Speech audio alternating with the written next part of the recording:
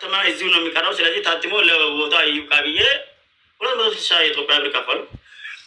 ወደ 2004 መጨረሻ ላይ አይሮፓን ተቆጣጠር ነው እና አሁንም ትንሽ ሄዶ ምን አለኝ ለታሪፍ ለታክሲ ምን አለኝ 40 ሺህ ክፍል አለኝ። አላኩልያን ወደ 500 ሺህ ብር ከፍያለሁ። ያ መጽሐፍ የእንግሊዝኛ መጽሐፍ ለማታተም ማለት ነው። አሁን የአማርኛ መጽሐፍ ለማታተም ኦኬ ነገር አለው። ይሄን ምን ብሎኝ ነበረ? አሁን ሁላችን የአማርኛ መጽሐፍ አልነበረም፣ እንግሊዝኛ ነበረ። በመካከል ላይ ያው አሁን በነገርካችሁ መሰረት ልጨርስ ነው እንግሊዝኛ መጽሐፍ እና ትንሽ ጊዜ ነው የቀራችልኝ። አንድ ወር ተኩል ወይ 2 ወር። ይሄ ከመድረሱ በፊት አማርኛ መጽሐፍ አትሜ ላውጣለኝና 500 ሺህ ብር በላይ አስወጣኝ። ትንሽ ቆየት ብለን ያው ታዲያ ይሄ እንግሊዝኛ መጽሐፍ 1 ወር ተኩል ወይ 2 ወር ነው የሚቀረው ብለኝ ነበረ። አልወጣ ወይ አልኩት። ቆይ በመካከል ላይ ትንሽ አሞኝ ደብረ ሊባኖስ ሄጄ ነው የመጣሁት። ጠበል ቀሚሼ ይለኛል። በመካከል ላይ ደግሞ የሆነ አንድ ጊዜ መጣና የሆነ ሽቀላ አይቼ ነው ሸቅዬ የግል ስራ መጣሁ እንዲህ እያለ ይላል። ይሄ አማርኛ መጽሐፉ ደግሞ አስተዋውቅልኝ አለ። አሳትማለሁ ታውቅልኝ አስተዋውቅ አልኩት አለኝና እኔ ቪዲዮ ከዚህ ሰርቼ ላኩለት። ከፈረንሳይ ነበር ያን ጊዜ አሙከን አለሁት እና ላኩለት። ያ ቪዲዮ ሰርቼ ሴፉ ፋንታውን አስተዋወቀ። ያ መጽሐፍ አሁን እስካሁን አልተሸጠም እያለኝ ነው። እስካሁን ምንም አልተሸጠም፣ ገበያ የለም። አልተሸጠም። ኦኬ እንግሊዝኛ መጽሐፍ ባለፈው ያልከኝ 1 ወር ተኩል ወይ 2 ወር ላይ ይወጣል። ስለዚህ ብለኝ ነበረ አማርኛ መጽሐፍ ከመጽሐፍ ይወጣል። አሁን እኮ 1 ዓመት ተኩል አልፏል ስለው አሁን በቃ እኔን ማጣላት ጀመሩ። እኔን ማስፈራራት። የአንተ መጽሐፍ የተሸጠው 40 ሺህ ብር ነው ብሎ በዚች ወር ውስጥ መጀመሪያ የለም ብሎኝ የነበረ 40 ሺህ ብር ላከልኝ። እሱ ወሰድኩ። እንደገና ደግሞ እሺ ይሄ እንግሊዝኛ መጽሐፍ ካልጻፍክ ለጻፊው ስጠውና ሰው ይጻፍ ነው ያልኩት። ይቅርታ እዚህ ጋር መሐመድ መጽሐፍ ታትሟል ማለት ነው? ወጥቷል፣ ለገበያ በቅቷል ማለት ነው? አማርኛው ታትሞ ወጥቷል፣ ግን ስምነታችን አማርኛ አልነበረም፣ እንግሊዝኛ ነበረ። ገባኝ። እሺ የአማርኛው የተሸጠበት ብሎ ነው 40 ሺህ ብር የሰጠክ? አዎ እንደዛ ብሎኝ ነው። ስንት ፍሬ መጽሐፍ ተሸጠ ብሎ? 2000 ነው ኮፒ የተደረገው። 2000 ፍሬ አማርኛ መጽሐፎች ተሽጧል ብሎ 40 ሺህ ብር ሰጠክ? ኖ መጀመሪያ ኮፒ የተደረገው የታተመው 2000 ነው። 2000 በነጠላ። ከዛ 2000 የተሸጠው 40 ሺህ ብር ብቻ ነው አለ። እሺ የተሸጠውን ሸጠኝ፣ ያልተሸጠውን ደግሞ ስጠኝ ስለው ናና ውሰድ ከፈለክ አለ። እኔ እንዴት ከዚህ ሄጄ ለዛ ልወስድ እችላለሁ? የምስቴ እህት አለች እዛ ሀዳማ፣ ለእሷ ስጣት ነው ያልኩት። ለእሷ ደግሞ ነይና ውሰጂ ወይ ደግሞ የ1 ወር ገደብ ስጭኝ አላት። የ1 ወር። አሁን እሷ ራሷ ሌላ መጽሐፍ እስኪያትም ነው ወይስ አለችና በቃ ታውጭ ስራ ስላለበት አትከታተላችሁ። እሺ ግን ማለት ነው ህዝቡ እንዲገባው ባጭሩ ለማስረዳት ያህል በመጀመሪያ ደረጃ የመሐመድ ታሪክ በጣም ለብዙ ሰዎች አስተማሪ ስለሆነ አንዲት ሴት ትመጣና ወደ መሐመድ አሜሪካ ነገር የምትኖር እኔ ጋዜጠኛ ነበርኩኝ አይደል ያለችክ፣ ጋዜጠኛ ነበርኩኝ ባለሙያ ነኝ እና አማካሪክ ልሁን ማናጀርክ ልሁን በነፃ ብላ ተጠጋችው። እሱም እሺ ብሎ ፈቃደኛ ሆነ። ማንኛውም ሰው አንተን ኢንተርቪው ማድረግ ከፈለገ ታሪኩን በፕላትፎርሙ ላይ ማቅረብ ከፈለገ እኔን ማስፈቀድ አለበት አለችው። እሱም እሺ ብሎ ኢቢኤስ ላይም ሲቀርብ የሰይፉ ረዳት እሷን አናግሮ ነው ያቀረበው። ከዛ በኋላ ሰይፉ ላይ ስትቀርብ መጽሐፍ ማሳተም እንደምትፈልግ ተናግረሃለሁ ያለችው። አይ አልተናገርኩም፣ መናገር ነበረብኝ እንዲህ አላት። ኦኬ በቃ ችግር የለውም እኔ እነግርልሃለሁ አለች። እሷ ነገረችለት እና ከሰይፉ ላይ ኢንተርቪው ሲቀርብ ያው መጽሐፍ ማሳተም እንደሚፈልግና የሚችል ሰው ስፖንሰር እንዲሆነው ተነገረለት። እናም እሷ የሆነ ሰው አመጣችና ያው የህግ ባለሙያ ሳናማክር ስማቸውን መጥቀስ ስለማንፈልግ እሱን የሚያስከስሰው ምናምን ነገር ከሆነ ስማቸውን አንጠቅስም። እሷው ምን ትላለች? አንድ የጠቅላይ ሚኒስትር ዶክተር አብይን መጽሐፍ የጻፈ ጎበዝ ደራሲ ያለ እሱን አገናኘሃለው፣ እሱ ይደርስልሃል፣ እሱ ይጽፍልሃል፣ አንተ ትነግረዋለህ ታሪክህን፣ እሱ ይጽፍልሃል ብለው ተስማምተው አገናኘቻቸው። እናም ስታገናኛቸው በምንድን ነው የተስማሙት? ሰውየው ታሪኩን ሊጽፍ ደራሲ መሐመድ ሊዘግብለት ሪከርድ አድርጎ ሊጽፍ፣ ከዛ በኋላ መጽሐፉ ሲወጣ 60% ጥቅም ለሰውየው ለጻፈው ለደራሲው፣ ለታሪኩ ባለቤት ደግሞ ለመሐመድ 40% ተስማምተው። መጀመሪያ ግን የተስማሙት እንግሊዝኛ መጽሐፍ ሊታተምለት ነበረ። ከዛ በኋላ እንግሊዝኛው ከመታተሙ በፊት መጀመሪያ አማርኛ ይታተም የሚል አዲስ ሀሳብ አመጡ እነሱ ጋዜጠኛና ማናጀር ተመካክረው አመጡ። ይህንን ሀሳብ አቀረቡለት ለመሐመድ። ሲያቀርቡለት እሺ እናንተ ካላችሁ አለ። መጀመሪያ 200,000 ብር ትከፍላለህ እንግሊዝኛው መጽሐፍ እንዲታተምልህ ነበር የተባለው። እንደዛ ነው አይደል? ተረዳው። 200,000 ብር የተጠየቀውን 200,000 ብር ከፈለ እና እንግሊዝኛው መጽሐፍ ሳይታተም ምን ተባለ? ኖ መጀመሪያ አማርኛ ይታተም፣ አማርኛ ከታተመ በኋላ ወደ እንግሊዝኛውን እንቀጥላለን አሉት እና እሱም እሺ ብሎ ተስማማ። ከዛ አማርኛው መጽሐፍ ለማሳተሚያ ስንት ብር ተጠየቅ? በድጋሚ ከከፈልከው 200,000 ውጭ 250,000 የኢትዮጵያ ብር። ሌላ ሁለተኛ ክፍያ 200። መጀመሪያ 200,000 ከፍሏል። 200,000 ለምንድን ነው የከፈልከው? እንግሊዝኛው መጽሐፍ ሊታተምበት ነው። ለእንግሊዝኛ አይደለም፣ የእንግሊዝኛ ወጪው እሱ ነው። የለም ራሱ ነው፣ ሁሉም ነገር እሱ ነው። እኔ ባለታሪኩ ስለሆንኩ ብቻ ነው 40% የሚካፈለው። ኦኬ፣ አንተ ለታሪክክ ነው 40% የሚከፍልክ። የመጽሐፉን ወጪ ማሳተሚያ ሁሉ ነገር የሚችለው እሱ ነው። ታዲያ 200,000 ቅድመ መጀመሪያ የከፈልኩ ለምን ነው? እሱ ደግሞ በመካከል ላይ አቁሞ መጡና ይሄ እንግሊዝኛ መጽሐፍ ታትሞ ሊወጣ ነው አሉ። ሊወጣ ነው እና በቃ አመሰግናለሁ ምስቴ ቡና መጣችልኝ። ወይ አመሰግናለሁ። ደስ አሁን በመካከል ላይ ምን አደረጉ? ወደ 2024 መጨረሻ ላይ ነው መሰለኝ። አሁን እንትና አይቼ ላስታውስ ስላለው በመካከል ላይ ምን አሉ?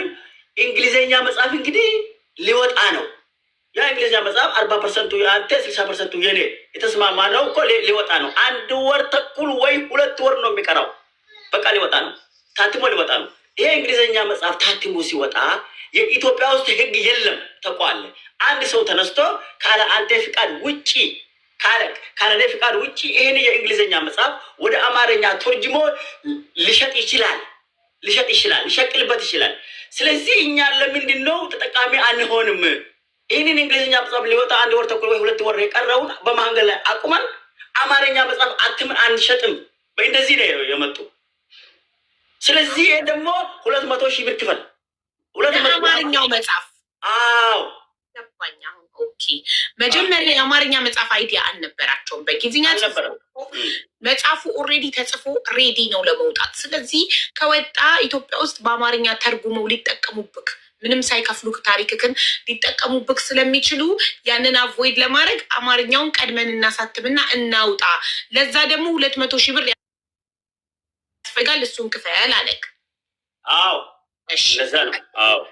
አሁን ገባኝ። አሁን ወደ 3 ወር ምናምን ከሆነ በኋላ እንደገና በቃ አሁን ጽፌ ጨርሻለሁ ሁሉም ነገር። ለከፈር 15,000 ብር ላካለኝ። ለኢትዮጵያ ለፍርድ ቤት ለመመዝገቢያ 250 ኢትዮጵያ ብር ላካለኝ። እሱን ጨርሶ አሁን እኮ የተላለበት እንዳውም የምስቴ እህት ነች ከሀዳማ እንትን ያሸጋገረችለት አለ እንትን አለ ረሲዱ አለ አለ። እኔ አሁን ጽፌ ጨርሻለሁ አለ። ለማሳተም መጀመሪያ ቀብዲ ነው የከፈልኩት። 100,000 ቀብዲ ከፈልኩት። እሱ ሳይጽፍበት እሱ ጽፌ ጨርስ ደግሞ 100,000 ብር ላከልኝ አለ። ላኩለት፣ ጨርሻለሁ አለ። እሺ አሁን ደግሞ የሚቀረው ለማሳተም 250,000 ብር ላካለ። 250,000 የኢትዮጵያ ብር እንዴ! መጀመሪያ 200,000 ውጪ። ለማሳተም እሱ ለእኔ የጻፍኩበት ነው አለ። ለእጄ የጻፍኩበት ነው አለ። 200,000 እሺ በቃ አንዴ ከሰርኩ እንግዲህ አሁንም 200,000 ብር ከፍያለሁ መጀመሪያ። አሁን ለማሳተሚያ ካልከፈርኩ ከሰራሁ እንደሚሆን ከሚሆን ብዬ 250,000 የሚስቴ እህት ትራንስፈር አደረገችለት። አሁን ደግሞ ትንሽ ተቆይቶ መጣና ምን አለ ለታሪፍ ለታክሲ ለቀረጥ ነው መሰለኝ ምን እንዳለ 40,000 ብር ላካለ። እሱ አለ ረሲዱ ራሱ መጀመሪያ 200,000 ከፈልክ፣ ከዛ 250,000፣ ከዛ ደግሞ ሌላ 40,000። በአጠቃላይ እኮ ግማሽ ሚሊዮን ሊገባ ነው ወጪ። አዎ እንደገና ለከፈሩ 15 ፎቶ የሚያነሳ ሰው አለ። እኔን ሰዓሊ መጽሐፉ ላይ እንደዛ እሱ 15,000 ነው የሚወስደው። 15,000 የኢትዮጵያ ብር ሊስልክ ደግሞ አዎ ለሴሎኛ ለመጽሐፍ ከቨር አንተን ለሚስልክ ሰው ደግሞ 15,000 ያው በቃ ይሄ ነው። እና 40,000 ብር ባለፈው ከተጣላን በኋላ እኔ 1 ዓመት ተኩል አልፏል። ሴፉ ፋንታውን ሲያስተዋውቁልኝ አያችሁት። ግን እስካሁን ምንም አልተሸጠም። እንዳውም መጽሐፍ ሻጪዎች ቤት እየዘጉ በነገር እየቀየሩ ናቸው። ገበያ የለም የሚል ነበረ። እንግሊዝኛ መጽሐፍ እሺ፣ እኛ መጀመሪያ ምን ልንጽፍ የተናገርበት እንግሊዝኛ። ለምን እንግሊዝኛ ሲል እንግሊዝኛ ደግሞ አንድ ጊዜ የተለያዩ ሀሳቦችን ያመጣል። አሞኝ ደብረ ሊባኖስ ገዳም ሄጄን የመጣሁት ገዳም ጠበል ቀሚሼን የመጣሁት እንደዛ ይላል። ቆይቶ መጥቶ አሁን ትንሽ ቆይና 4-3 ወር ቀመጥና የግል ሽቀላ ሄጄ እኮ ነው በማዕከላ ሽቅዬ የመጣሁት እንዲህ እያለ የመጀመሪያ 1 ወር ተኩል ወይ 2 ወር ይቀራል እንግሊዝኛ መጽሐፍ ሊወጣ የተባለው እስካሁን አልወጣም። አሁን በዚህች ባለፍነው ወር ውስጥ ደውዬበት ይሄ ነገር እንዴት ነው? አንደኛ ነገር እንግሊዝኛ መጽሐፍ አልታተመም፣ የለም እንግሊዝኛ። ስለዚህ የአማርኛ መጽሐፉ ደግሞ ምንም አልተሸጠም እያልከኝ ነው። ብዙ ሰዎች እኔ ላይቭ ሲገባ ያንተን ታሪክ አንብበናል መጽሐፍ እንገዝታል እያሉኝ ነው። አንተ ግን አንድም አልተሸጠም እያልከኝ ነው። ሰው ከየት አምጥቶ ነው የሚያነበው አልኩት።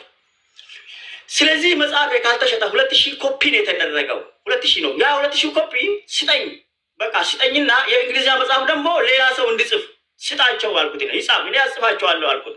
መጀመሪያም እኔ አማካሪ ነበረኝ ፈረንጅ፣ የአልጀዚራ ጋዜጠኛ ዳይና የምትባል እሷ ባለች እሷ ጻፍ ለእሷ እነግራለሁ። እሷም ተረጋጋ ብለኝ ነበረ አሳይለም ወረቀት እስከምታገኝ ድረስ። ስለዚህ አሁን እኔ ስለተረጋጋው ለእሷ እነግራለሁ። በቃ አንተ ገብታችሁበታል፣ አልጨረሳችኋትም። 2 ዓመት አልፏል። መጀመሪያ እንግሊዝኛ መጽሐፍ ሲጀምር 1 ዓመት ውስጥ አጠናቃለሁ አለ። ይሄው እኮ አግሪመንቱ አለ። እነዚህ ላሳያችሁ ይችላሉ። በ2024 ነው አይደል የጀመራችሁት? በ1 ዓመት አጠናቀቃለሁ ሲልክ በ2024 ነው። አሁን 2026 ነው። በ2 ዓመት ተጠናቀቀ እንግሊዝኛ። እሱ የጻፈው አለ። ምንም እኔ ባልኖርበትም አግሪመንቱ ጉድለት አለው። 3-4 ጉድለት ግን አለኝ። እኔ እንዲህ ላሳያችሁ ይችላሉ። እዚህ ላይ ለጥፌ በአማርኛ የተጻፈው አስፈላጊ ከሆነ አግሪመንቱ እኮ ዋጋ የለውም። ምክንያቱም አንተ አይደለክም የፈረመው እኔ አልፈረምኩም። ማናጀርክ ነኝ ያለችው አካል ወንድም ነው የፈረመው አይደል? አንተ የፈረመው ይሄ ራሱ እኮ አይቻልም በፍጹም። አንተ ለወንድሟ ውክልና ሙሉ ውክልና ሰጥተኸዋል። አንተን ሆኖ እንዲፈርም አልሰጠሁትም። ምንም አልሰጠሁ። ወንድሟንም አላውቅም። ውክልና ምን ሆነም አላውቅም። በወቅቱ በጣም ያመኝ ነበረ። ገባ እዛ ፈረንሳይ ለራሱ ወረቀት አጥቼ ፈረንሳይ ውስጥ የሚተኛው ደጅ ነው ሸራ እያሰርኩ ገባሽ። ያ ደብሊው ስለነበረብኝ ከማልታ በ2023 ነው የወጣሁት እና ፈረንሳይ ደግሞ አልተቀበለችኝ። ያው እንደዛው እንዳያችሁኝ ዝም ብዬ ሜዳ ላይ ነበረ ጫካ ለጫካ የምንዞረው።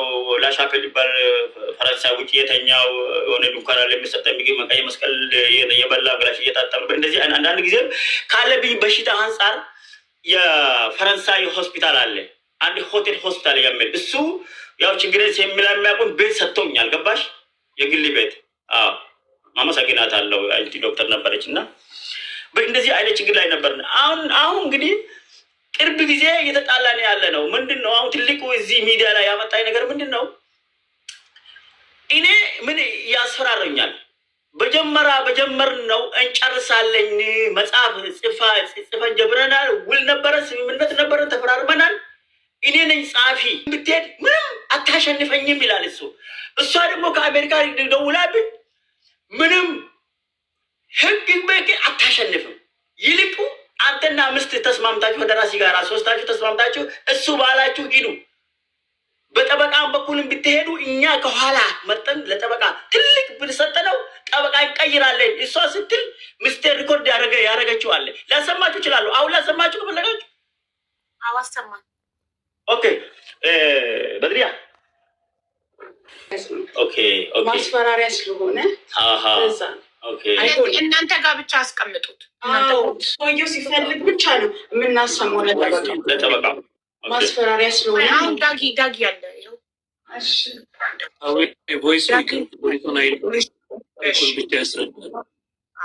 ቮይሱን እንዳታሰሙ፣ ታሪኩን ብቻ ነው መናገር። ኦኬ አመሰግናለሁ ስለ አረክልኝ ጊፍት።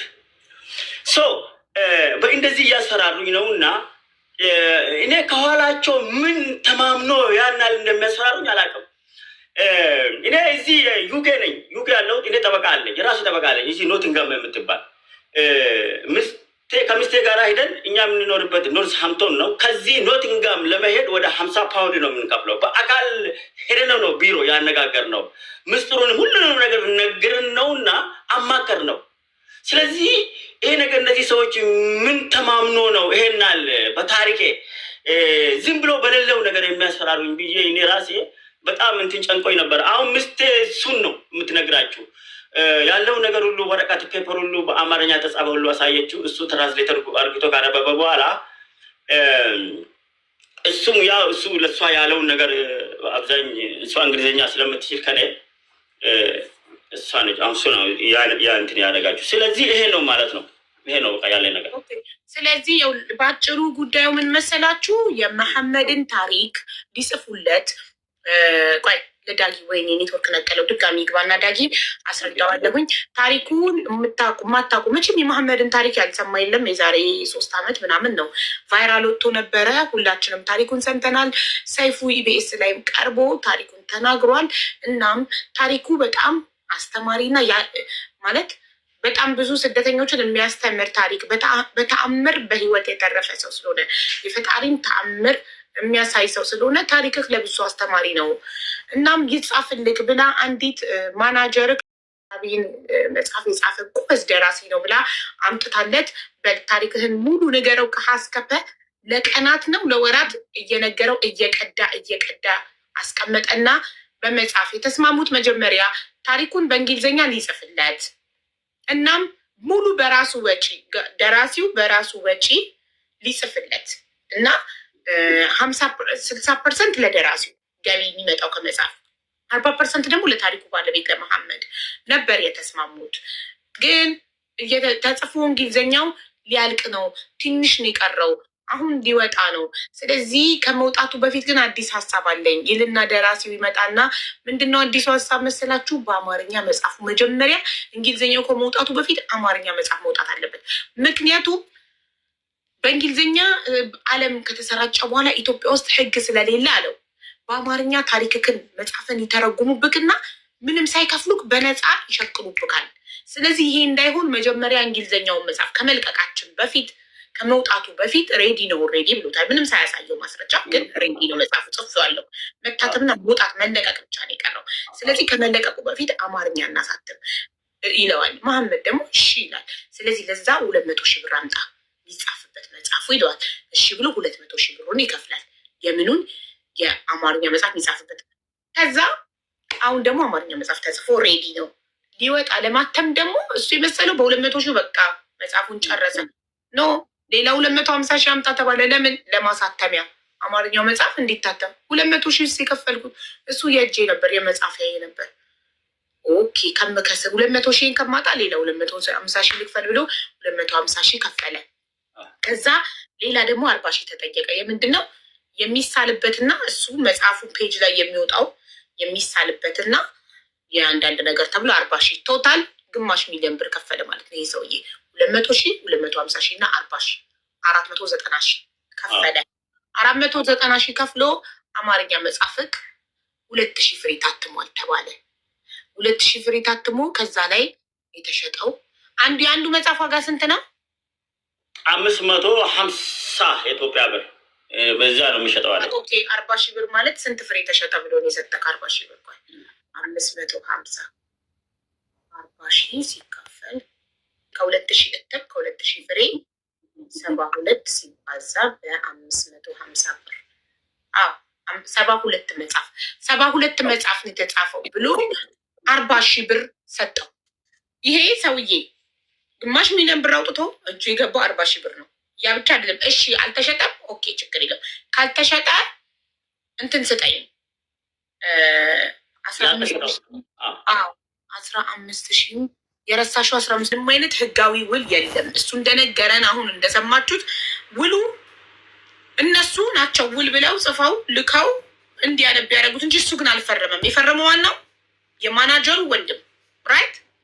ስለ ውሉ አስረዳቸው ፕሊዝ። ከዛ ዳጊ ይናገራል። አመሰግናለሁ።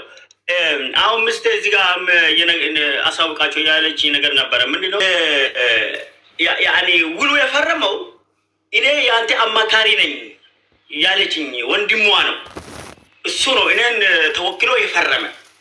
እኔም በቦታ ተወክሎ እሱ ፈረመ። ውክልና ሰጥተኸው ነው? አልሰጠሁትም። እኔ እንዴት እንደሚሆን ራሱ አላውቅም እኮ ነኝ።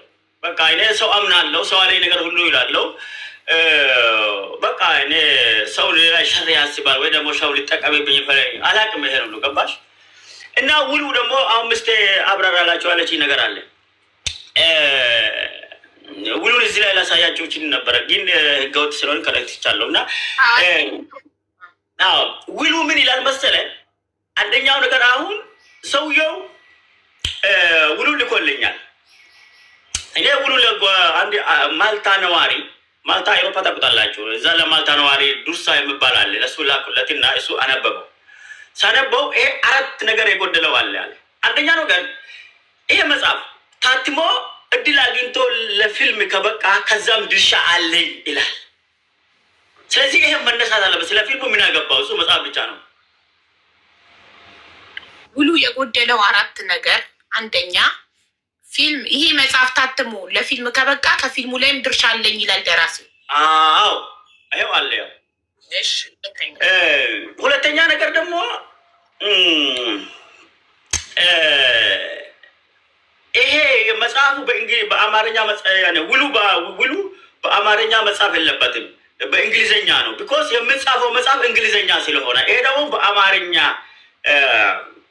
በአማርኛ ውሉ ስለተጻፈ ይሄም አይሆንም፣ ይሄ ቀየረ አለ። ሶስተኛ ነገር ደግሞ ምንድን ነው? ይሄ ተጀምሮ የሚያልቅበትን ጊዜ ገደብ የለውም። ጊዜ ገደብ መደረግ አለበት። ከዚህ ጀምሮ እስከዚህ ድረስ ጽፍ። አሁን እሱ እዚህ ላይ ያሳየው እስከ 1 ዓመት ውስጥ የመጽሐፉን ስራ አስጠናቅቃለሁ ብሏል። ግን ካላጠናቀቀስ ቅጣቱ የራሱን ግዴታ አልጻፈም። እዚህ ጋር ምን አለ መቀጣት እንዳለበት መጽሐፍ አለበት። እዚህ ጋር አጠናቀለው ብለህ ካላጠናቀቀስ ይሄም ችግር አለበት አለ። የመጨረሻ በቃ ይሄ ነው መሰለኝ። ይሄ ነው ጉለት። ይሄ እኮ 3 ነጥብ ነው። 4 ጉለት አለው ውሉ ብለሃል። አንደኛ መጽሐፉ ለፊልም ከበቃ እሱ ድርሻ እንደሚኖረው የገለጸበት። ሁለተኛ ውሉ በእንግሊዝኛ መጽሐፍ ሲገባው በአማርኛ ነው የተጻፈው። ሶስተኛ የጊዜ ገደብ አልተገለጸም ውሉ ላይ። ውሉ መጽሐፉን ከዚህ ጊዜ እስከዚህ ጊዜ ጽፌ አቀርባለሁ ብሎ አልገለጸም። ስለዚህ 3 ችግሮች ነው ያሉበት ውሉ። አራቱ እኔ ህጋዊ ውክልና አልሰጠሁትም። አራተኛው አንተ እኔ ህጋዊ ውክልና አልሰጠሁትም። ይሄ በዓለም አቀፍ የለም። ሰው በኢትዮጵያ ህግ እዛ ያለችው አንተ ከኢትዮጵያ ውጭ የምትኖር ከሆነ እዛ ከተማ ያለው የኢትዮጵያ አምባሲ በመሄድ ነው በህጋዊ ውል መሰጣት አለ። ሙሉ ውክልና አለ፣ ግማሽ ውክልና አለ። ይሄ አላደረክም። አንተ ያልወከልከው ልጅ ነው ከዛ የፈረመው ሲማ ይሄ ነው ያለኝ እኮ። ግን ውሉ ጸድቋል ወይ ነው ውልና እንትን ገብቷል። ምንም ነገር አልጸደቀም በላት። ምንም ነገር ሀቢባ እኔ ላስማማቸው አናግሬ ነበር፣ ሁለቱንም ማለት ነው። እሺ ታስማማ አውርተናል። ከደራሲው ጋር አውርቼ መጀመሪያ ትንሽ ፈረንሳይ ላይ ትንሽ ችግር ስለነበረብኝ ያንን ችግር ስላለብኝ ልብ አላልኩም፣ ግን ችግር እንዳለው ነገርኩት። ይሄን ላይ እንዳትፈርም ብያለሁ፣ መሐመድም ማለት ነው። ከዛ ሙሉ ሲልክልኝ እንዳለ እኔ ማነው ባለታሪኩ ደራሲው ነው ወይስ መሐመድ ነው የሚጽፈው ነው ያልኩት። ለምን ደራሲ የጻፈው እንዳለ እሱን የሚመለከት የለበትም እንዳትፈርም አልኩት። ከዛ በኋላ የእሱን ህግ የሚጠብቅ ሳይሆን የራሱ እንዲፈርም ነበር የላኩለት። እንደ ውሉን እዛ ወኪል ነበር የሚፈርመው እንዳትፈርም ብዬው፣ በአጋጣሚ ደግሞ ጠፋ። ጠፋ። ውክልናም የለም ፊርማም የለም። ማን የጠፋው? ወረቀቱ ጠፋ። ኦኬ። ስለዚህ ታዲያ እዛ ያለው የእሷ ማናጀር ነኝ ባይ ወንድም እንዴት ፈረመ ውሉ ላይ? እኔ እንጃ አላውቅም። ተስማምቶ ነው። ይሄ እንደዚህ ነው። እኔ እሱ ነው ግራ ይገባኝ። በድሪያ ምን መሰለሽ፣ አሁን በድሪያ የምትለው ከዛም በኋላ እሱ ልኳል። ይኸው ጠፋ የምትለው ቅድም ጠቅሼ ነበረ። ይሄ ውል ችግር እንዳለበት እኔ ነገርኩት። ከዛ ደግሞ እሱኑ በእንግሊዝኛ ቀይሮ ላከ። የቀየረው አንድ ብቻ ነው በእንግሊዝኛ፣ እሱን ቀይሮ ላከ። እንደገና ምስቴ እሱን ነው ያነበበችው። ድሮ ምስቴ አልነበረችም፣ እንግዲህ አሁን ምስቴ መጣች ማለት ነው። እሱ ስልክ ምስቴ አነበ ፕሪንት አድርገችና አወጣነን አላበረበም ነው ይሄ ምን አይሆንም። ምስቴ አይሆንም አልነው። እንደገና መለስንለት። ይሄ ትክክል አይደለም አልነው። ትክክል አይደለም አሁንም ስንለው አሁን ምንም የቀየርከው ነገር የለም። የቀየርከው አንዲት በእንግሊዝኛ ብቻ መሆን ነው እንጂ ሶስቱ ነገሮች ለምሳሌ ይሄ መጽሐፍ እድል አግኝቶ ወደ ፊልም የሚቀየር ከሆነ ከዛም ድርሳ አለኝ የሚለውም አሁንም አለ። እንደገና ይሄ መጽሐፍ በአንድ ዓመት ውስጥ ጽፌ እጨርሳለሁ ካልጨረስኩ የሚል የአንተን ግዴታ እዚህ ላይ የምትቀጣው የሆነ ነገር አላሳየንም። የጊዜ ግድብ የምትጨርሰው እና ከ140% ለሱ 60% የአንተ የምትበሉበትን ጊዜ ደግሞ አልተወሰነም እና ይሄ ነገር አልሆነም። እንደዛ ናለው። እሺ መሐመድ ማለት ጥቅማችሁ ኦልሬዲ አንተ 40% እሱ 60% ለስንት ዓመታት እንደሆነ ነው አንተ ገለጸ የሚልከው ወይስ እስከ ስንተኛ እትም እንደሆነ? እድሜ ልክ ነው ይሄ እድሜ ልኩ ነው መሰለኝ። በቃ እሱ መጽሐፍ እሷን በእንግሊዝኛ ይጽፋል። ከጻፈ በኋላ ይሸጣል፣ አስታውቆ ይሸጣል። ከዛ ስለ የሚገኘውን ገንዘብ ምርቱ ነው የምንከፋፈለው። እሺ ለምሳሌ አንደኛ እትም አለቀ፣ ሁለተኛ እትም ቢታተምስ? እሱ አልገባንበትም። ኦኬ ሲታተም ነው የምትነጋገረው? አዎ ሲታተም ነው። አዎ አሁን እሱ እንደገና ምስቴ አልሆነም አለችው፣ ቀይር አለችው። እንደገና ቀይሮ አሁን ምስቴ ምስታወራው ቀይሮ በፖስታ ላከ። መጀመሪያ ፒዲኤፍ አርግቶ ነው ላከው። እንዳውም አለ አሁን መጀመሪያ የቆጨኝ ነገር ነበረ፣ በፒዲኤፍ መላክ ትክክል አልነበረም እና ኦሪጂናል እናንተን ፈርማችሁ በፖስታ እንድትልኩልኝ በፖስታ ልክላችኋለሁ። ማን አለ ከፈረንሳይ የምታውቁት ሰው በማን ልልክላችሁ አለ። ደራ የሚባል አለ። ደራ ላሻፔል የኢትዮጵያ እንጀራ ምናምን ይሸጣል። ገባ ለሱ ላክልን አልነው። እሱ ለሱ ልከላችኋለሁ አለ። ሄደ ምስቴ ስታየው ፈልጋ አጣች፣ ጠፋ። ያንን ነው የላከው መልሶ። አዎ ግን ተርጉሞት አይደል? መጀመሪያ ሲልከው በአማርኛ ነበር የላከው፣ በኋላ በእንግሊዝኛ ላከው። መጀመሪያ ስምምነቱን ነው ውሉን መጀመሪያ አካባቢ ከአሜሪካ ካለችው ከወንድሟ ጋር የተፈራረሙት በአማርኛ እሱን የላከብኝ መጀመሪያ ላከልኝ። በዛን ጊዜ ምስቴ አልነበረችም። አንድ ጓደኛ ነበረ ማልታ፣ ድሮ አብረን 4 ዓመት በላይ አብረን ቆየ ነው። ለሱ ላኩት። ዱርሳ ይባላል። እሱ አንብቦ 4 ነገር ጎደለዋል አለ። እሱን ሲነግርህ አንተ ነገርከው ይሄ ውል ትክክል አይደለም ስትለው በቃለክና ላክንልህ አለ። ሁለተኛ ነገር በ1 ዓመት ውስጥ ጨርሳለሁ ብሏል፣ ጽፏል አግሪመንቱ ላይ። ግን ካልጨረስኩ ቅጣት አለ። የሆነ የአንተ ግዴታ አላስቀመጥክም። አላኩል ያህል ይሄ መጽሐፍ ታትሞ ተሽጦ 140% ለአንተ 60% ገኔ ነው የመጨረሻው። እሱም የለም። እንደገና ደግሞ ውክልና ህጋዊ ውክልና አንተ አልሰጠሁም። ይሄ ሰውዬ እዛ ህጋዊ ውክልና አልሰጠሁም። ሰው ነው አንተን ቦታ ተክሎ የፈረመው። ይሄም ችግር አለበት። ይሄም እንደነበረ ነው። በቃ እንደዛ አይነት ነገር ነው። ገባሽ? ስለዚህ በቃ ሌላ እንዳውም አግሪመንት እንትን ጽፍላቸው እልካለሁ ፖስታ አለና ፖስታ ላኩት አለ። እሱ የላከበበትም ደራ ፈረንሳይ ሄደን ስንጠይቀው አላከም አለ። ፈልገህ ጠጣ። እንደዛው እንደተጠረጠራ ዛሬ ደረሰ። እንግሊዝኛው ውል ነው የጠፋው። እንግሊዝኛው ውል ነው። የእንግሊዝኛው ነው። የእንግሊዝኛው ፈርምበት ነው የጠፋው። አዎ ሳልፈርምበት ጠፋ። ምን ማለት እሱ ታዲያ መጥፋቱን ስትነግረው ደራሲ እኛም ከዛ ያው ነገር ነው ሌላ ልካለው አለ አላካ። ከዛ ሳይልክ ነው ይሄ ችግር በመሀላቸው የተፈጠረው። አዎ ሳይልክ 2 ዓመት ተጎትቶ ደረሰ። እሺ ለመጀመሪያ ጊዜ የተነጋገራችሁት በ2024 ነበረ የተስማማችሁት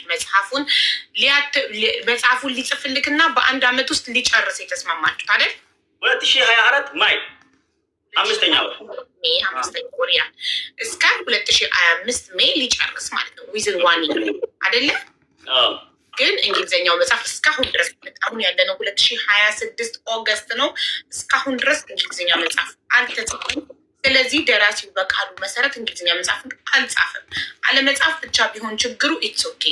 ግን 400 ምን 400 200,000 250,000 40,000 15,000 505,000 ወይንም በቃ 5,000 እንተውና 500,000 የኢትዮጵያ ግማሽ ሚሊዮን ብር ተከሳለሁ ብለሃቸው ነው? እኔ ከሳለሁ አላልኩም። እኔ ትክክል እየሰራችሁ አይደለም። ዋሽተው እናንተ ዋሻችሁብኝ። መጀመሪያም አማርኛ መጽሐፍ አለፍላጎቴ ነው እንዲገባበት ያደረጋችሁ። ስለዚህ እሱም አከሰራችሁ። ውላችን የነበረው እንግሊዝኛ እስካሁን አላጠናቀቃችሁም። ስለዚህ እኔ አንዴ ከስራለሁ፣ ሁለተኛም አልከስርም እና ውልም የለንም።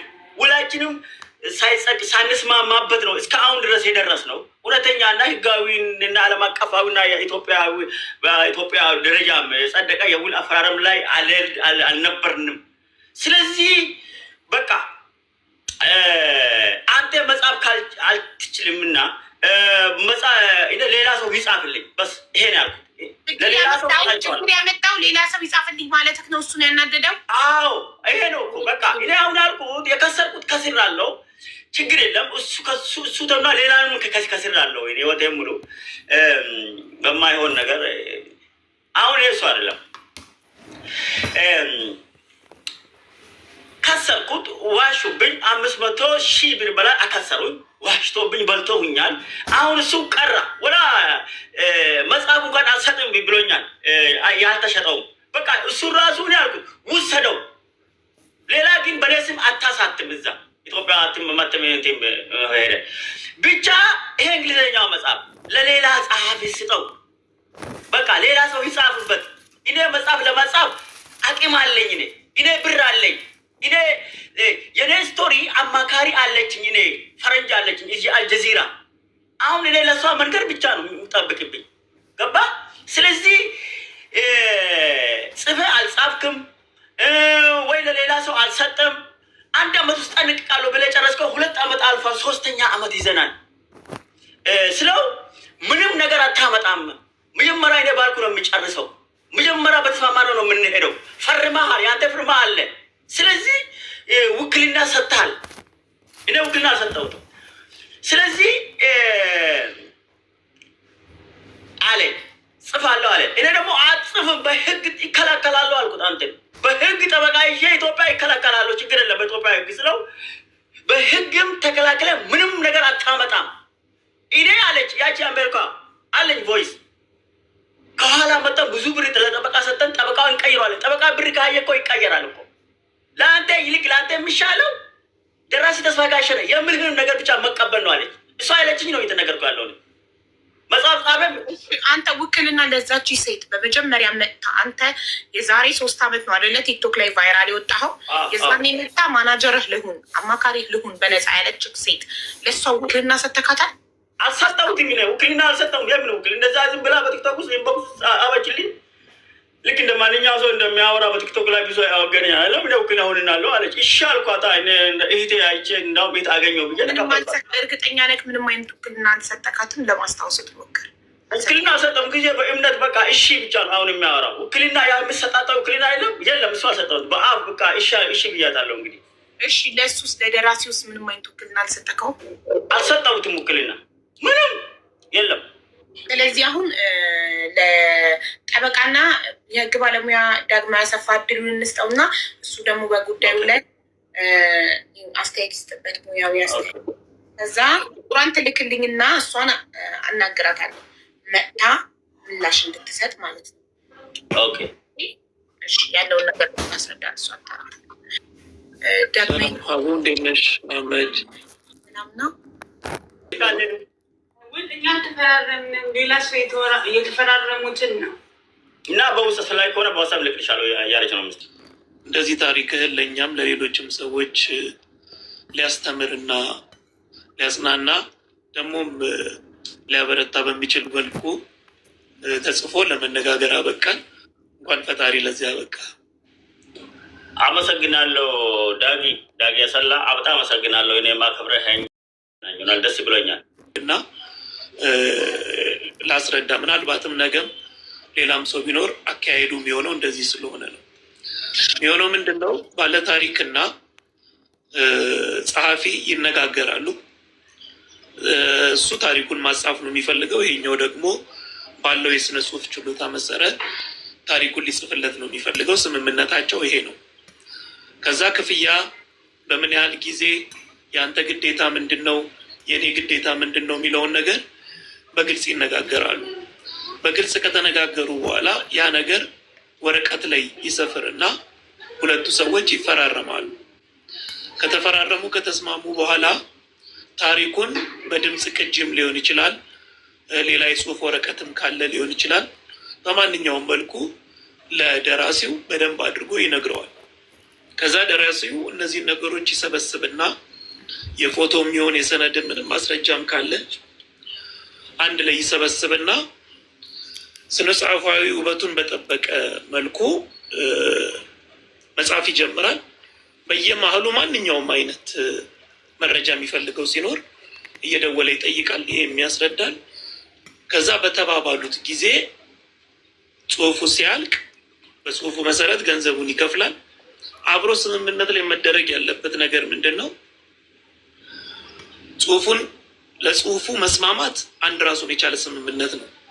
ለምሳሌ እኔ ያንተን ታሪክ ወስጄ ለምጽፍበት ይህን ያህል ብር ትከፍለኛለህ ካልኩኝ የእኔ ግዴታ ጽሁፉን ጽፎ መጨረስ ነው።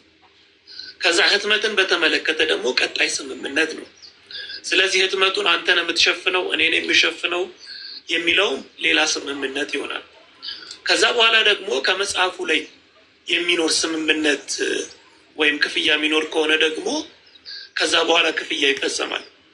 ከዛም የሆነው ነገር ምንድን ነው? መጽሐፉ የሚታተምበት ቦታ ላይ ሁለቱም ሰዎች በሚያምኑት ሰው አማካኝነት ይህን ያህል ኮፒ የሚለው ምክንያቱም ለቁጥጥር ስለማይመች ማለት ነው። ለምሳሌ 5000 ኮፒ የሚታተም ከሆነ ከሁለቱም ወገኖች ያሉ ሰዎች 5000 ኮፒ መታተሙን እርግጠኛ ሆነው ከዛ በኋላ ወደ ሽያጭ ይገባል። ሽያጩን ማን ይቆጣጠር፣ ገንዘቡን ማን ይቀበል፣ ከዛ በኋላ እንዴት እንከፋፈል የሚሉትም ነገሮች ደግሞ ተጨማሪ ስምምነት የሚፈልጉ ናቸው። ሌላው ተጨማሪ ስምምነት የሚፈልገው ደግሞ መጽሐፉን ሪፕሪንት እናድርግ የሚል ከሆነ ሪፕሪንት ሲደረግስ የስምምነት ለውጥ ይኖራል ወይ? የድርሻ ለውጥ ይኖራል ወይ? ማተሙን ማን ነው የሚከፍለው? እነዚህ ሁሉ ነገሮች ክሊርሊ መቀመጥና መፈራረም ያለባቸው ናቸው። በዚህ መሰረት ነው መጽሐፍ የሚጻፈው። እኔም ከዚህ በፊት ዜማ እና የግጥም ባለሙያ ደራሲ ከቤተሰቦቹ ጋር ተነጋግረን በዚህ መልኩ ነው ጽፌ መጽሐፉ ታትሞ ሙሉ ገቢው ለመቄዶንያ የተሰጠው። ስለዚህ ነገሮች መቀጠል ያለባቸው በዚህ መልኩ ነው። ይህንን እንደ ዋና መረጃ ይያዝ። ይህንን ከሰማን በኋላ አሁን በተያያዘው ጉዳያችን ላይ በመሐመድ ጉዳይ ላይ አንደኛ ነገር ግልጽ ስምምነት፣ ጽሁፍ ወረቀት ላይ የሰፈረ ስምምነት የላቸውም። ወረቀት ላይ የሰፈረው ስምምነት መሆን ያለበት ምንድን ነው? የባለ ታሪኩን የውላቸውን ዓላማ፣ የባለ ታሪኩን ኃላፊነት፣ የጸሐፊውን ኃላፊነት፣ የክፍያ ጉዳይ፣ የገንዘብ ጉዳይ፣ እነዚህ ሁሉ ነገሮች ሰፍረው በሁለቱም ወገኖች ተፈራርመው ነው ወደ ስራ መገባት ያለበት። ምናልባት አሁን የሰማነው ከመሐመድ ሳይድ ብቻ ያለውን ጉዳይ ነው። ከዛኛው ጎን ወገን ያለውን ስላልሰማን ሙሉ በሙሉ ይሄ ስህተት ነው፣ ይሄ እንደዚህ ነው ለማለት ልንቸገር እንችላለን። የሁለቱንም ወገን ነው። ግን አሁን በሰማነው ነገሮች ብቻ ተነስተን አንዳንድ ነገሮችን ላስቀምጥ። አንደኛ ስምምነታቸው ለእንግሊዝኛ ነው። ስምምነቱ ለእንግሊዝኛ ከሆነ ያ ክሊርሊ መቀመጥ ነው የነበረባቸው። ሰው ክሊርሊ አለመቀመጡ ያኛው ስራ ሳያልቅ የእንግሊዝኛው ስምምነት ላይ አንድ ነገር ላይ ሳይደረስ ሌላ ሁለተኛ ርዕስ መጣ፣ በአማርኛ ጽሁፉን የመጻፍ ጉዳይ። ሁለተኛ በአማርኛ ከተጻፈ በኋላ የክፍያው ነገር ነው ሌላው እዚህ ጋር የተነሳው 200,000 ብር የእጅ 250,000 ብር ደግሞ የህትመት 15,000 ብር ከበር 40,000 ብሩ የግብር ያለው አልገባኝም፣ የምን እንደሆነ አላውቅም። ምክንያቱም እኛ መጽሐፍ ስናሳትም የሰውም ታሪክ ስንጽፍ የምንጽፍበት ቁጭ ብለን የእጃችን የሚከፈለን ክፍያ አለ። ከዛ በኋላ የህትመቱ ደግሞ ክፍያ አለ። እሱ በስምምነቱ መሰረት ማለት ነው። እነዚህ ከበር ምናምን ራሱን የቻለ የዲዛይን ባለሙያ ስለሆነ የሚሰራው ለእሱ የሚከፈል ተጨማሪ ሊኖር ይችላል። ግን እሱ እንደ ስምምነቱ ነው የሚወሰነው። ከይቅርታ ጋር ዳጊ 40,000 ስለምን እንደሆነ ልጠይቀው። እሺ 40,000 ብር ታሪፍ አለ። ታሪፍ ማለት ምን ማለት ነው? ታሪፍ ምንድን ነው ዳጊ ታውቃለህ? የግብር ይመስለኛል። እንግዲህ ታሪፍ ጨምረዋል ምናምን ይላ አለ። ግብር ይመስለኛል። አሁን እሱ የላከልኝ ወረቀት ስለነበረ እሱ ላሳያችሁ እችላለሁ። አሁን እኮ ታክስ የቤቱን ታክሲ ነው። የምን ታክስ የምን ቀረጥ? እኔ እንጃ ወላሂ እኔ እንጃ። ምን እኔ የምከፍልቻ ነው። የምን ቀረጥ? በድሪያ ነይ የምን በግና እንጃ አልገባኝም። ስምምነት የለም። ከደራሲውም ጋራ የተጻፈ ስምምነት የለም። ሁሉም ነገር ያለው አየር ላይ ነው። አየር ባየር ነው። ሰው ህግ ደግሞ እንዲህ አይነት ነገሮች ሲኖሩ በተለይም የገንዘብ ጉዳይ የሚገባባቸው ጉዳዮች ሲኖሩ በተዋዋዮች መካከል የሚደረግን ግልጽ የሆነ ስምምነት ህግ ይጠይቃል። ሰው እነዚህ ነገሮች አልተሟሉም። አሁን ባለው ነገር ማናጀር የሆነችው እህትም በወንድሟ በኩል ከደራሲው ጋር እንዲፈራረሙ ያደረገችውም ነገር መሐመድ ለእሷ የሰጠው ውክልና እስከሌለ ድረስ እሷ ደግሞ በወንድሟ በኩል አድርጋ ሊጻፍ የሚችልበት የህግ አግባብ የለንም።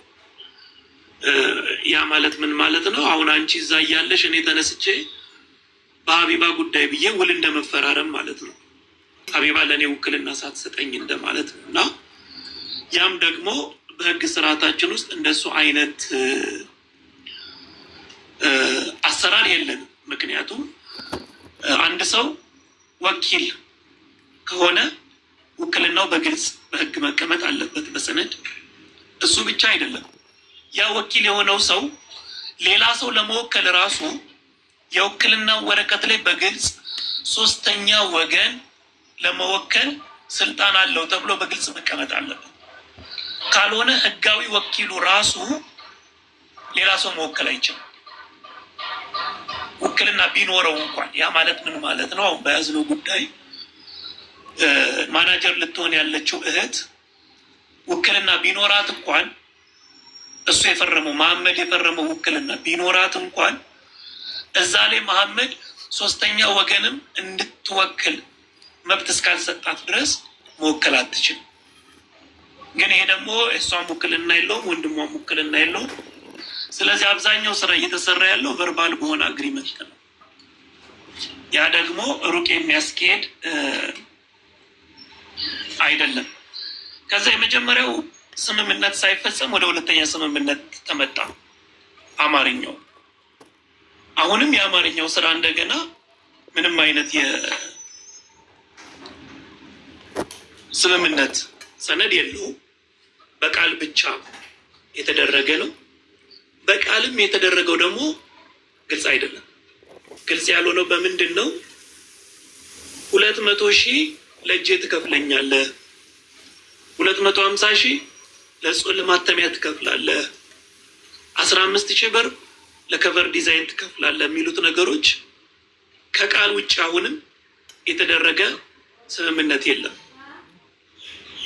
ብዙ ጊዜ ብዙ ሰው የሚውሽ ሲወስድ የነበረው እንግዲህ ጸሐፊው ነው ማለት ነው። እዚህ ጋርም ግልጽ ስምምነት አለመኖሩ ገንዘቡ ወዴት ሄድ ወደ ማን ሄድ የሚለው ምንም አይታወቅም። ምን ያህል ተሸጠ የሚለው ምንም አይታወቅም። ምን ያህል ታተመ የሚለውም አይታወቅም። ያው 2000 የሚለው ነገር ተነገረ እንጂ እንደዚህ አይነት ነገር ሲኖር አሁን ምንድነው ከሁለቱም ወገን ሆነው ማተሚያ ቤቱን ኮሚኒኬት አድርገው የታተመው ቁጥር ታውቆ ነው መሄድ የነበረበት። ግን እንደሱ አይነት ነገሮች ስቲል እዚህ ጋራ አልተደረጉም። ስለዚህ በዚህ ምክንያት ለ200,000 250,000 ምናምን ብር ገንዘቡ በዛው ቀረ። የመጽሐፉም ህትመት ሽያጩ በዛው ቀረ። ምናልባት የተሸጠው መጽሐፍ ቁጥሩ መጠኑ ምን ያህል እንደሆነ ባላቅም ያልተሸጠም መጽሐፍ ካለም በዚህ ሰዓት እሱም መጽሐፍ እንደዚሁ ያለበትን በትክክል ያለመታወቁ ምናልባት እንዳለው የባለቤቱ እህት ልትወስድ ተነጋግረው ነበረ፣ እሱም አልሆነም። ስለዚህ ስምምነቱ አየር ባየር ነው። ስራው የተካሄደው አየር ባየር ነው። ታንጀብል ሆኖ ለመነጋገር የሚቻል ነገሮች ሳይኖሩ ነው ይሄ ሁሉ መንገድ የተመጣው። ይህን ያህል ካልኩኝ መፍትሄው ምንድን ነው? መፍትሄው ምንድን ነው የሚለውን አጠር አድርጌ ላስቀምጥ። በስምምነታቸው መሰረት 200,000 ብሩ ለደራሲው ስለተከፈለው የመጽሐፉ የቀረ ያልተሸጠ መጽሐፍ ካለ ወይንም ደግሞ የተሸጠውንም ገንዘብ የሚመልስም ከሆነ ተነጋግሮ መጽሐፎቹን ከእጁ ተረክቦ ያለውን ግንኙነት ማቆም አንዱ መንገድ ነው። ይህንን የምለው ምንድን ነው ገና በአንድ ሳይድ በሰማነው ነው። ከዛ ወገን የምንሰማው ነገር ካለ ከዛ በኋላ ምናልባት መፍትሄዎቹ ላይ ማስተካከያ ሊደረግ ይችላል። የእንግሊዝኛው መጽሐፍ ተጽፎ ከሆነ ወይንም የአማርኛውንም መጽሐፍ አስመልክቶ የሚቀጥል ከሆነ የሁለቱ ወገኖች ግንኙነት የመሐመድ እና የጸሐፊው ግንኙነት የሚቀጥል ከሆነ እንደገና ግልጽ የሆነ ስምምነት የሁለቱንም ወገኖች መብትም ግዴታም የሚያስቀምጥ ስምምነት መቀመጥ አለበት። ከዚህ በኋላ በምንቀጥለው መልኩ በዚህ መልኩ ይሄን ያህል መጽሐፍ ይታተማል፣ ይሄ ከተሸጠ ገንዘቡ የኔ ነው፣ አንተ የሚገባ ይሄ ነው፣ ግልጽ የሆነ ውልና ስምምነት ንግግር አድርገው መቀጠል ነው እንጂ እንዲሁ አየር በአየር ባለበት ሁኔታ መቀጠል ፈጽሞ የማይሆን ነገር ነው። ይሄ የማይሆን ከሆነ ግን የመጨረሻው መፍትሄ እስካሁን የተካሄደበትን ስምምነት ሙሉ በሙሉ አቁሞ መሐመድ ህጋዊውን ቅድም ያስቀመጥኩትን መንገድ ተጠቅሞ በስነ ስርዓት ተዋውሎ ካልተጻፈም ድጋሚ የሚጻፍበት መንገድ ተስማምቶ መቀጠል ነው እንጂ በዚህ መልኩ መቀጠል ለሁለቱም ወገኖች በተለይም ደግሞ ለመሐመድ ሩቅ የማያስኬድ የሚጎዳ እንደውም ተጨማሪ ጉዳትና ኪሳራ ሊያመጣበት የሚችል ነው የሚሆነው። ገንዘቡን በተመለከተ የመሐመድ አቋም ከዚህ በኋላ ምን እንዲሆን እንደሚፈልግ ከሰማ ነው ከዛ እሱ በሚፈልገው መልኩ እንዴት ልናግዘው ወይም ደግሞ አቅጣጫ ልንሰጠው እንችላለን የሚለውን ቀጥለን ማየት እንችላለን። አዎ ጥያቄዎች ካሉ መስማት እንችላለን። እሺ ጠበቃና የህግ ባለሙያ ደራሲ ዳግማዊ አሰፋ፣ በመጀመሪያ ደረጃ አክብረህ ስለመጣ